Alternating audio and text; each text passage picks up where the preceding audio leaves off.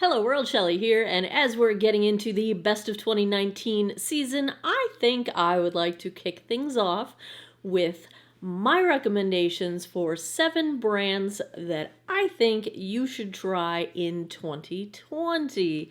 These are brands that I don't hear a whole lot about. I don't think they get enough love. I have tried many products from all of these brands, and I find them to be excellent. Did my power just go out? A little brown out there, everything's fine. Thank goodness for uninterruptible power supplies.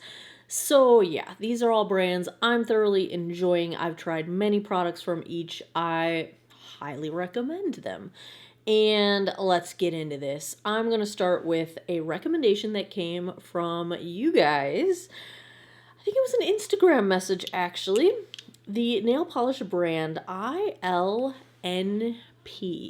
I purchased 3 different shades of their sort of holographic, glittery, pretty nail polishes. You can get them on Amazon. They're $10 per bottle.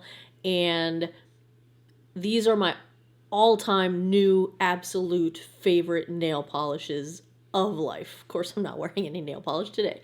But the first one that I had tried, I applied it and I thought, this is one of the most gorgeous nail polishes I've ever seen. And then it wore for 10 days without chipping.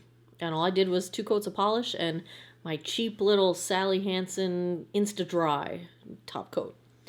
Then I tried the second color that I had purchased, and I thought, ooh, no, this is the most beautiful nail polish I've ever seen. And that wore for at least a week.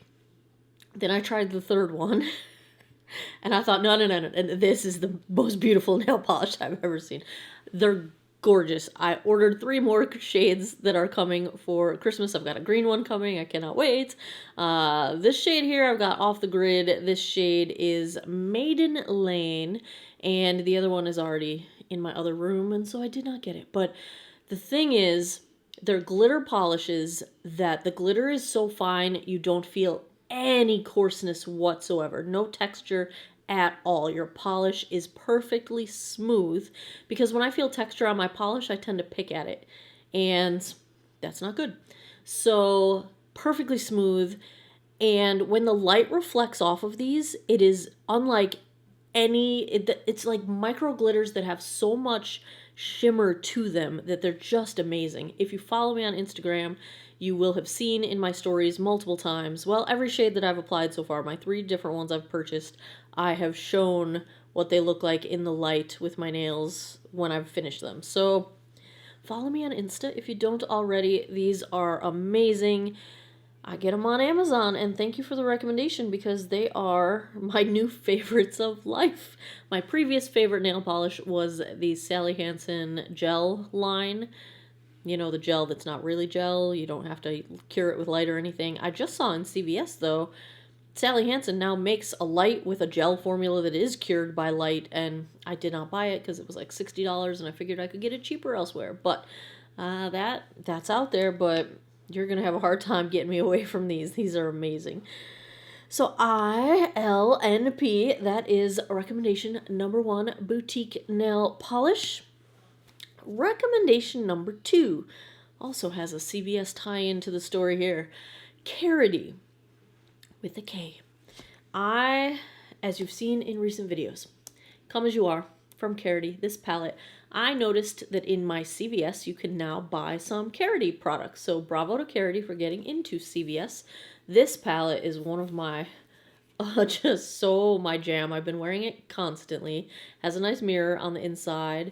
And I had seen this in CVS and picked it up because I was already familiar with Karity from, I have a few other eyeshadow palettes of theirs, and my favorite prior to buying this one was the Nudes and Rudes, because again, hello cool tones. Look at this gorgeousness. Oh, yes, please. Give me all the Nudes and Rudes, please. I also have their Smoky palette, which is wonderful. I don't use it as often as the Nudes and Rudes, and I've also got their matte colorful palette. Their shadows are easy to wear, easy to blend, beautiful curation of color stories. Nirvana upside down. Yeah, love me some Nirvana. I just like them, and I don't hear a lot about them. I want to point one other thing out. The last time I was in CVS, I picked up 2 of their eye brushes. Here is one of them. This is the E30, and I, put them in my brushes to use them. And I was using this brush in my crease, and as I was applying my eyeshadow one day, I was like, what shape, which Wayne Goss brush is this? Because I don't remember this shape. And I look at it, and it's not a Wayne Goss. It's a Karity brush. So soft. So soft. And this is a great shape for blending crease with a little bit more precision than my beloved Wayne Goss. You can see the size difference here with the fluffiness, but I'm wondering if Karity has taken the similar approach that makes the Wayne Goss brushes so soft, in that they don't trim the ends. They're all uncut. They're just positioned to make the shape, positioned in the head of the brush to make it whatever shape it is. They don't cut the bristles, because cutting the bristles makes blunt ends and then they're sharp. Well, not like sharp, but they're not as soft. So bravo to Karity on their brushes as well. I highly recommend them. I would get some Karity. Next, I've got some eyeshadows, and these are 2 different dupe eyeshadow brands that both have excellent formulas, and I like the 2 of them for slightly different reasons, but I like them both because of their excellent formulas. Number 1, I would like to talk about Alter Ego. And this palette, I had just mentioned this in a recent foundation review. I did a side-by-side eye look with the Natasha Denona Sunrise palette, one on each eye, just as part of that foundation review. The Alter Ego palettes are well constructed, they're sturdy, they have a magnetic closure, they all have a mirror on the inside, and they're all similar in terms of the format of the palettes. They do put the shade names on the back of the palettes, and the shade names are printed on the inside as well. So I just really enjoy their palettes.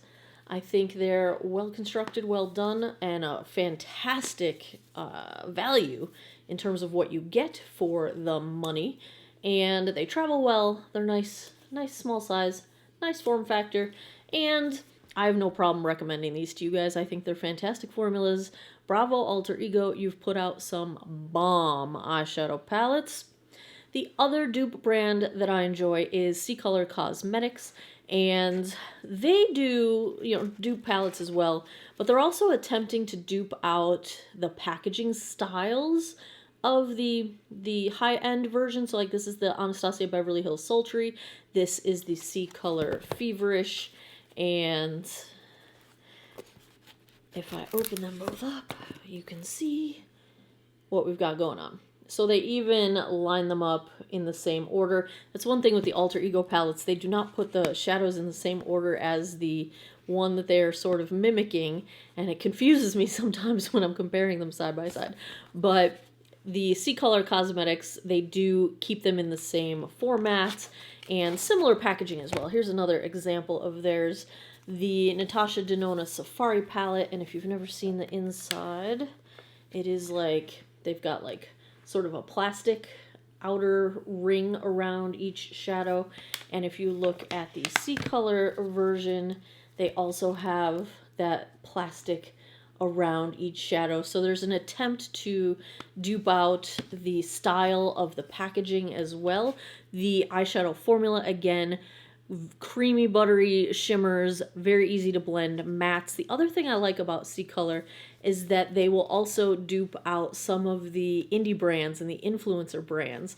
So like the unisex line of palettes from CColor is duping out the notorious, infamous, I don't know what word to use, because every time I say his name I get all kinds of heat from you guys, the Jeffree Star palettes. I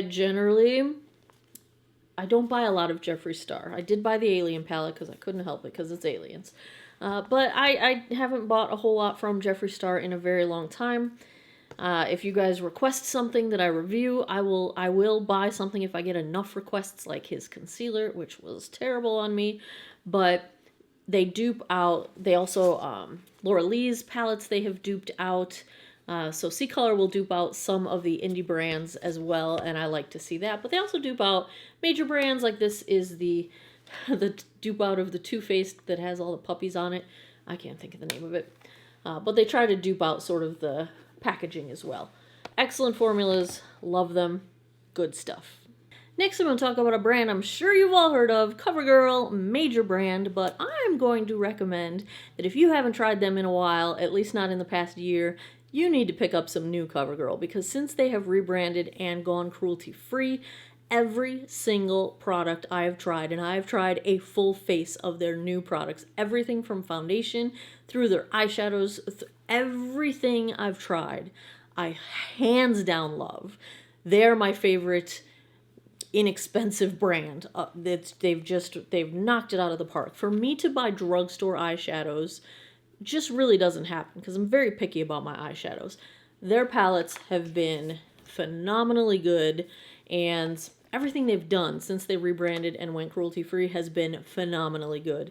I can't even begin. I have a full face video of CoverGirl. If you missed it, bravo, CoverGirl. Love you.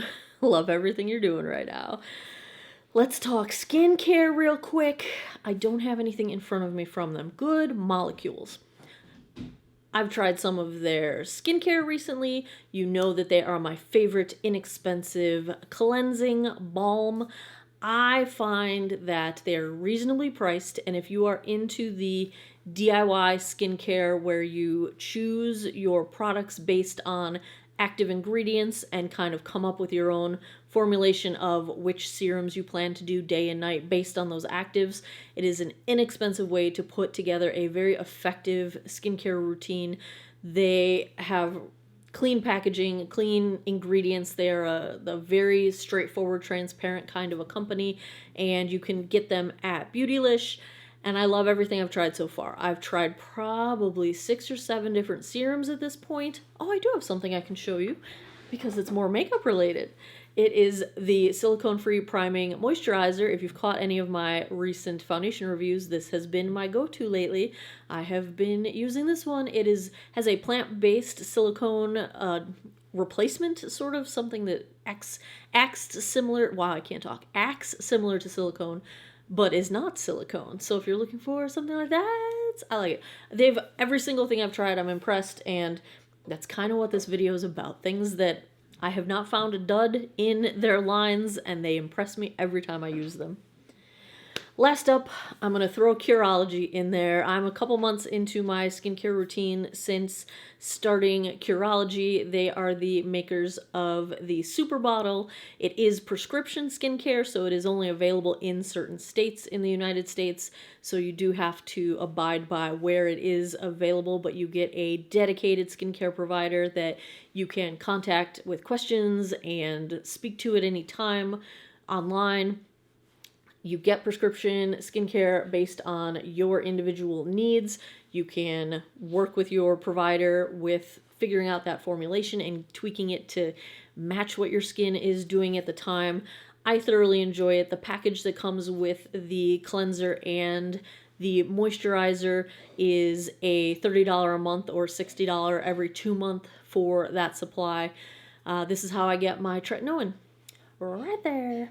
So if you've missed my Curology videos, I will link them for you guys, but I highly recommend them. I'm seeing much faster results with Curology and this super bottle than I had with my over-the-counter retinols. Not to say the over-the-counter retinols don't work, but the thing that I'd always heard it and I'd always read it, that the difference between your over-the-counter retinols and a prescription like tretinoin is that the prescription works faster because your body doesn't have to convert the ingredient into the usable form. It's already in its usable form, and faster is really the first thing I noticed when I switched to tretinoin versus over-the-counter retinol. So I recommend it if you like an easy, no-fuss skincare routine, you like the input and the ability to have a provider to talk to and get advice from.